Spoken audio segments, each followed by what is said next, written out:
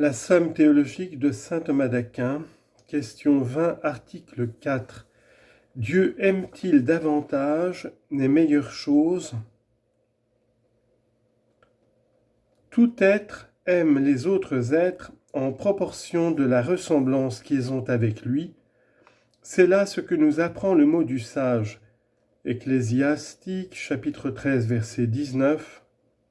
Tout animal aime son semblable. Or, les meilleures choses sont celles qui ressemblent le plus à Dieu, donc Dieu aime davantage les meilleures choses. Sommaire. Puisqu'il y a des choses meilleures que d'autres, parce que Dieu leur veut plus de bien, il les aime davantage. Réponse. Il faut dire ceci. Dieu a plus d'amour pour les meilleures choses. Cette vérité découle nécessairement de ce qui précède. En effet, nous avons dit qu'aimer davantage, c'est vouloir plus de bien.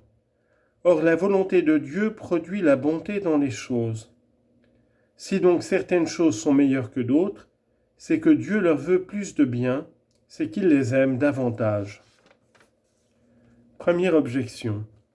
Jésus-Christ est meilleur que tout le genre humain, puisqu'il est Dieu et homme tout ensemble.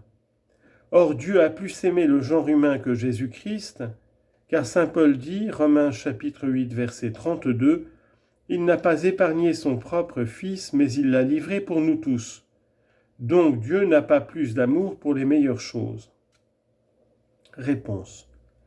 Dieu a aimé le Christ non seulement plus que tout le genre humain, mais plus que toutes les créatures ensemble. Et la preuve, c'est qu'il lui a voulu plus de bien, c'est qu'il lui a donné, confère Philippiens 2, 9, un nom qui est au-dessus de tous les noms. C'est qu'il l'a fait proclamer Dieu d'un bout à l'autre de l'univers. Et s'il l'a livré pour le salut des hommes, cet abaissement n'a point terni sa gloire. Au contraire, la suggestion, dit le prophète Isaïe, chapitre 9, verset 6, a mis la principauté sur ses épaules. Si la mort lui a fait remporter le plus grand de tous les triomphes, et la mort lui a fait remporter le plus grand de tous les triomphes. Deuxième objection. L'ange est meilleur que l'homme, puisqu'il est écrit, psaume 8, verset 7, « Vous avez placé l'homme un peu au-dessous des anges. » Cependant, Dieu a plus aimé l'homme que l'ange, car nous lisons, Hébreux chapitre 2, verset 16, « Il n'a point pris la nature des anges, mais il a pris la nature de la postérité d'Abraham. » Donc Dieu n'aime pas davantage ce qui est meilleur. Réponse. On peut considérer la nature humaine sous 3 points de vue. D'abord, l'humanité revêtue par le Verbe éternel dans la personne du Christ l'emporte en bonté, grâce à l'union hypostatique, sur tous les anges, et Dieu l'aime davantage. Ensuite, quand les docteurs comparent la nature humaine en général avec la nature angélique dans l'ordre de la grâce et dans celui de la gloire, ils les trouvent également favorisés dans l'amour et dans la munificence de l'être souverain. Car il est donné, comme on le voit au livre de l'Apocalypse, chapitre 20, aux enfants d'Adam et aux enfants de lumière avec la même mesure. Et si certains anges s'élèvent au-dessus de certains hommes par les dons célestes, il y a certains hommes qui surpassent certains anges. Enfin, si l'on considère les choses en elles-mêmes dans leur essence, la nature de l'ange l'emporte sur la nature de l'homme. Dieu n'a donc pas pris la nature humaine parce qu'il aimait davantage une race coupable, mais parce que nous avions plus besoin de secours. Ainsi le bon père de famille donne à son serviteur malade les mets délicats qu'il refuse à son fils en bonne santé. Troisième objection. Parmi les apôtres, Pierre était meilleur que Jean parce qu'il aimait davantage son divin maître. C'est pourquoi le Seigneur, connaissant ses sentiments, lui demanda, Jean chapitre 1, verset 15, « Simon, fils de Jean, m'aimes-tu plus que ceci ?»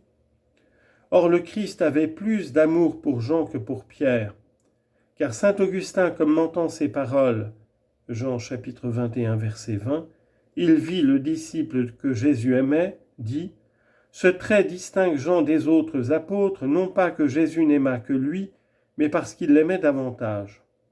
Donc Dieu n'a pas toujours un plus grand amour pour ceux qui l'emportent en mérite. Réponse. La difficulté relative aux deux disciples du divin Maître se résout de plusieurs manières. Saint Augustin, recourant à l'interprétation mystique, dit « La vie active représentée par Pierre suppose dans l'homme plus d'amour de Dieu que la vie contemplative dont Jean nous offre l'image, car elle ressent avec plus d'ardeur les angoisses de la vie présente et désire plus instamment de rompre ses chaînes pour prendre son essor vers le ciel.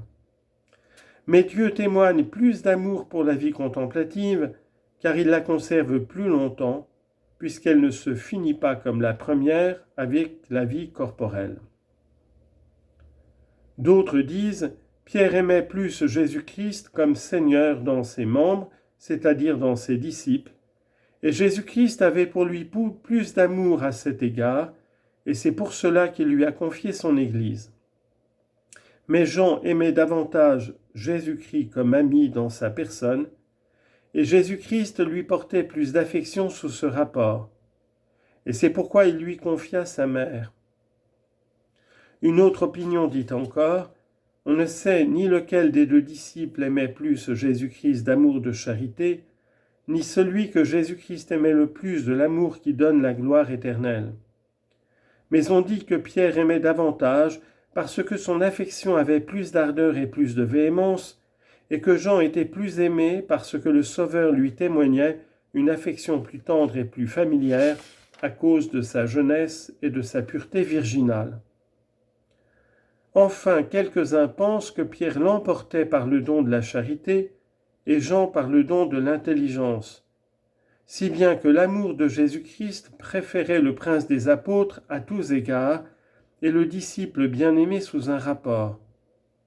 Au demeurant, ces sortes de jugements nous paraissent téméraires et présomptueux, car Dieu pèse les esprits, dit le livre des Proverbes, chapitre 16, verset 2, et non pas le faible mortel. Quatrième objection. L'homme innocent est meilleur que l'homme pénitent, car saint Jérôme appelle la pénitence la seconde planche après le naufrage.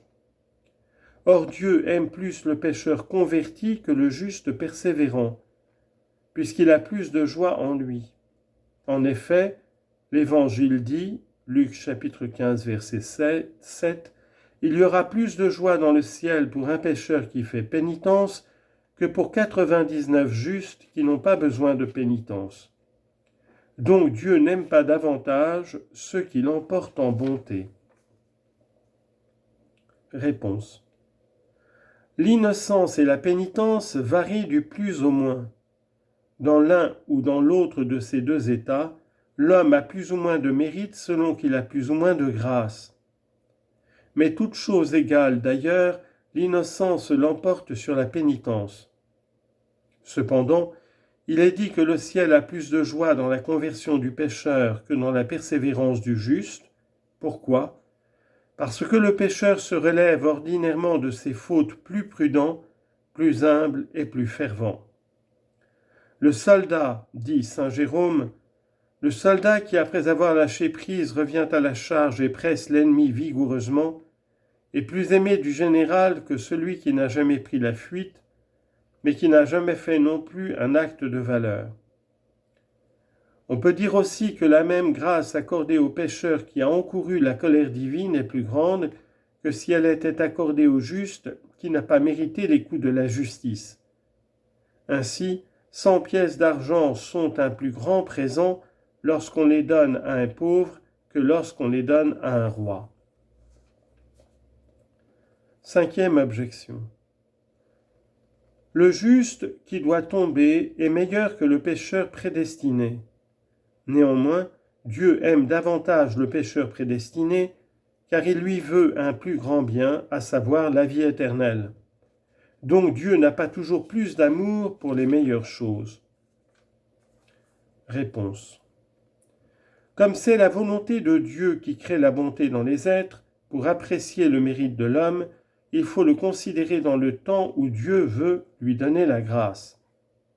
Puis donc que le pécheur prédestiné doit recevoir le plus grand bien, il l'emporte en bonté, relativement au temps de sa glorification, sur le juste qui doit tomber. Mais il peut moins valoir à l'égard d'un autre temps, il peut même n'être ni bon ni mauvais dans une époque donnée avant sa naissance.